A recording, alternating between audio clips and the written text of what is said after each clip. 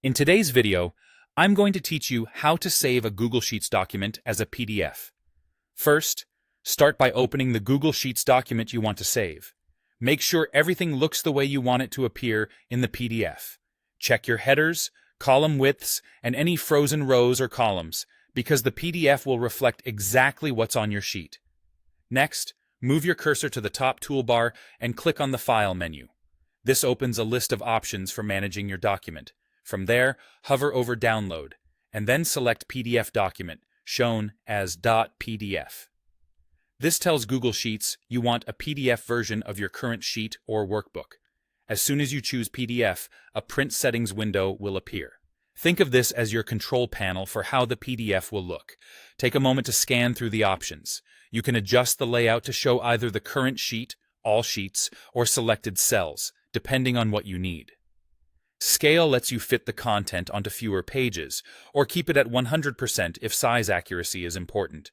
If columns spill over to a second page, try Fit to Width or Fit to Page to keep things tidy. Page orientation is another key choice.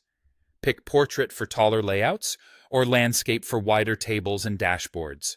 While you're here, look for margin settings and paper size if they're available. A slightly narrower margin can prevent text from wrapping awkwardly. Use the preview on the right to confirm everything looks correct.